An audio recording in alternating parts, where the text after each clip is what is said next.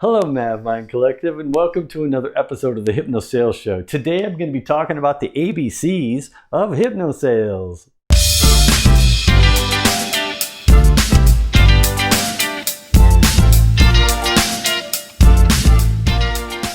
So you've probably heard the phrase, always be closing.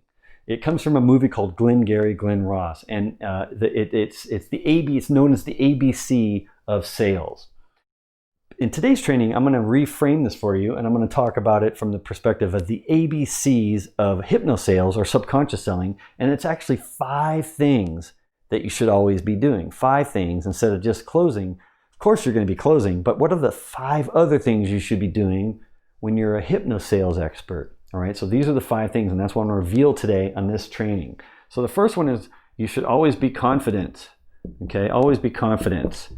Now, what I mean by that is I have learned as a hypnotist that when someone is, like if I'm trying to hypnotize somebody, if something unexpected happens that throws me off, I learn to incorporate what's happening around me into the hypnosis session.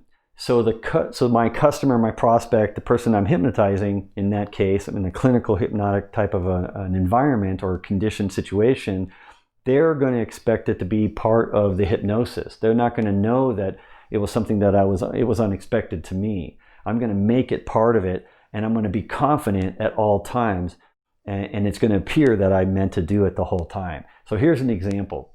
I'm trying to relax someone and hypnotize them, and suddenly, you can imagine a siren goes by the window. So a fire truck goes by, or a police car or something, and the siren's really loud. While I'm hypnotizing someone, I'm going to incorporate that siren into the hypnosis language that I use. And I'll do it something like this. I'll say, and as you listen to the siren going by right now, you find yourself going deeper and deeper into hypnosis. The more you hear the siren as it passes the window now, the more relaxed you become. So I start to use the law of association, what's known as the law of association, with the unexpected siren, and I just make it as if I meant to use that to hypnotize them the whole time. And the subconscious believes it. It hears it and hears the association, and that's the mechanism in the subconscious. When I associate it like that, it starts to go, oh, okay, wow. And it perceives me as being a confident hypnotist because I planned the siren that went by, and I made the siren make him go deeper into hypnosis. It's like unbelievable confidence that they have in me because I'm able to use that in the moment, because that's what the subconscious understands is everything that's happening now in the moment. So the same thing is happening with your customers and prospects. When you're talking with them, they're looking to see if you're incorporating things in the moment and making it relevant to them in the moment. And you're not talking about something else or someone else, you're talking about them and their situation, and you're listening to them, and you're incorporating everything into that communication you have with them in the moment. In fact, the more in the moment you can be with your customers, the more confidence you appear to have. And let's say, for example, they even mention something or ask you something that you don't know what they're talking about.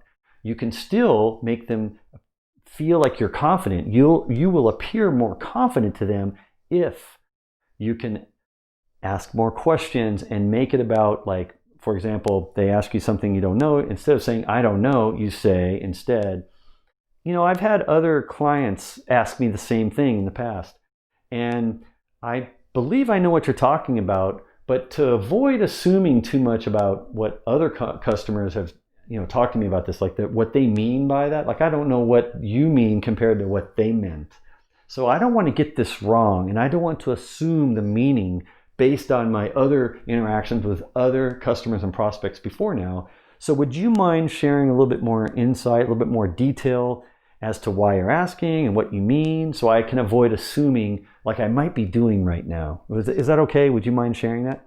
And so now you can basically, instead of saying, I don't know what you're talking about, you say, I think I know what you're talking about, but in order to avoid assuming based on my interactions with other customers, would you mind sharing a little bit more? So you're basically letting them share their model of reality first. It's the same thing I talk about in my other videos, like, always asking for their expectations first. Always figure out how they're modeling reality to themselves first, so you can align your communication in the moment with them congruently, and it matches up. And then they'll be like, wow, you're very confident. you know what you're talking about. They're always going to perceive you as being confident if you can match it up by getting them to share their model reality first and their expectations first. So that's what I mean by always being confident. You always at least appear to be confident, whether you really are or not.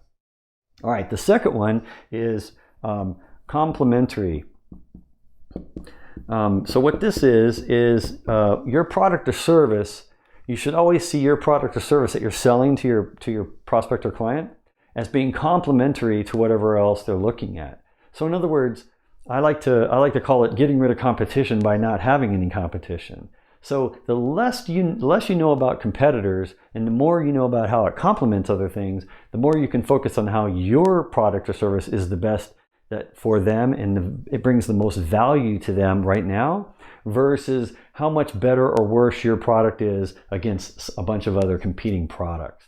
So I always like to take the approach of, I like to play dumb when it comes to competitors. And when someone asks me if I'm better than a competitor or how I compare to another competitor product, I always like to take the approach from a HypnoSales perspective. I like to say, I don't know, I'm not sure how we compete. I'm not sure what other products do. All I know is that we tend to be a complement to these other kinds of things you're talking about. Our customers and prospects buy our product or service because it's a complement. It's a unique standalone thing that has its own value in its own right, and people make decisions to buy our product or service based on that value, not necessarily on whether it's better or does more things than other potential products, because we don't really compare to other things, and we're not really competing with other things. We're more of a complement. So I don't really understand the question when you say how do we compete with these other things, because I don't see it that way. So in other words, I'm getting my customers and my prospects to justify to me why they think I'm a competitor, because I don't see it as a competing type of situation. I don't have a competitor. I don't have any competitors. I am always a complement, and they might as well buy my product and the other products too. Like buy all of the things. Now I know they only probably have budget for one thing, but I'm going to make them do the work of justifying to me why they think I have a competitors, because I never believe that we have competitors. I'm always a complement in all cases. So that's a hypnotic sales technique, and I hope you get that and understand what I mean by that, by always be complementary. Now, the third one here is always be commanding. And what I mean by this is you should always be embedding commands. You should always be telling the customer what to do and what to think and how to feel about things if you can. Without them knowing it, without them realizing it. You want to do it at a subconscious level by embedding the commands in your indirect communication patterns. And I have other videos that talk about this, like the embedded commands video, and I'll have more that'll go into more other techniques very similar to this. But that's what I mean by commanding. You should always be giving them the commands without them really being aware, so they can absorb it into the subconscious and then make a decision on whether they want to believe it or not. Because it's ultimately up to them to believe it, but you should always be commanding. And an example of this would be like, at some point, Mr. Prospect or customer, you can tell me when you're ready to buy. Now, that's up to you. I'm going to leave that up to you. When you're ready to buy, now you can do it whenever. You just let me know. So in other words, I'm telling them in a very indirect way, when you're ready to buy, you tell me when you're ready to buy, and now you can tell me when that's going to happen. But really, I'm telling them, I'm putting the command, you are ready to buy. If you notice, if you go back and rewind the tape, I'm saying you are ready to buy now.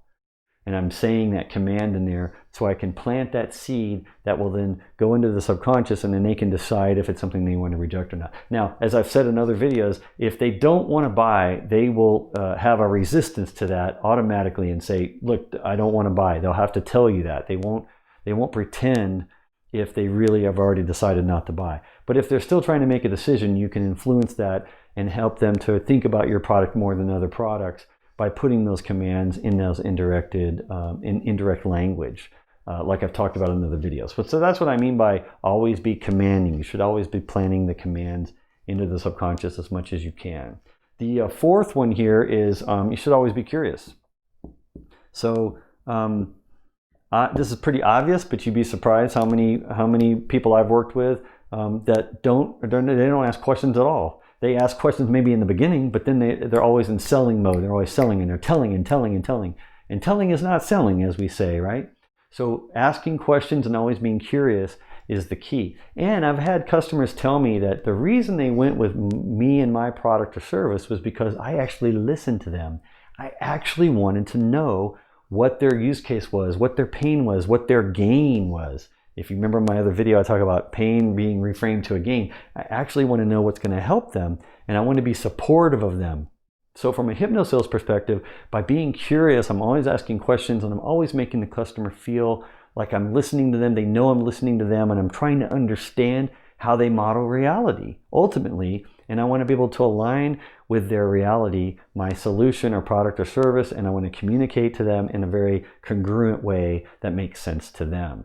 So I have to be curious first in order to do that. In order to enable this congruent communication, I have to understand, and I have to always be asking questions as much as I can, always in discovery mode, always figuring out motivation, and specifically the model of reality so I can align with it at all times. So that's what I mean by always being curious, always being curious. And then the final one here is always be comfortable. So this is probably the most secret one that I have. I think that's how you spell it, comfortable. So this is something I've discovered happens at a very subconscious level. All of us want to be comfortable. We all, in fact, our subconscious, the job of our subconscious is to keep us comfortable and safe at all times. So if anything threatens our comfort level, we go into fight or flight or freeze mode, which is the F words of the subconscious. That's another video I have where I talk about the F words, fight, flight, freeze. The subconscious is trying to figure out, is it in that mode, one of those modes, or is it in a comfortable mode, comfort mode? Like everything's comfortable, I'm safe, everything is cool, and I'm relaxed. I'm comfortable. So guess what? If I'm not comfortable in a meeting and I tell my prospect that, I'm basically saying I'm not comfortable. Now we have to negotiate together to bring me back to comfort. Because nobody, at least nobody that's not a narcissist, narcissists don't care, but a psychopath too. Psychopaths don't care either. So as long as your customer or prospect's not a psychopath or a narcissist, they are actually going to work with you to bring you back to a level of comfort. So I always like to bring up this comfort idea and use that and say, I'm comfortable with this, I'm not comfortable with that. And when I'm negotiating with my prospect or client or customer, I'm always negotiating for my comfort level. And I make them responsible for my comfort level. So if they bring up something I don't want to talk about or I'm not sure, I say, look, I'm not comfortable talking about that. What would help me feel more comfortable is if we talked about this. Or whatever, that's just an example. But I always use comfort level as I'm comfortable or I'm not comfortable. And that I use that to my advantage to help them understand that if we're going to come to a congruent communication here, I have to be comfortable and you need to help me become more comfortable with this. Because that's ultimately what they're wanting too. You're trying to help them feel comfortable, but you have just as much of a right to feel comfortable as they do if you want to have balanced, congruent communication like this. So that's what I mean by always be comfortable. Always be comfortable. Don't be afraid to let the customer, prospect, client know that you're comfortable or not comfortable with whatever's going on, and work with them to bring you back to comfort, to a comfort level. Okay? So those are the 5. Always be confident, always be complimentary, always be commanding, always be curious, and always be comfortable. And I want to thank you for watching. I know you find value in these videos, didn't you? So if you like me or in a customer-facing role, I'm wondering if you want to watch another video now, all designed to help you get better at what you do every day. Or not. You don't have to watch another video if you don't want to.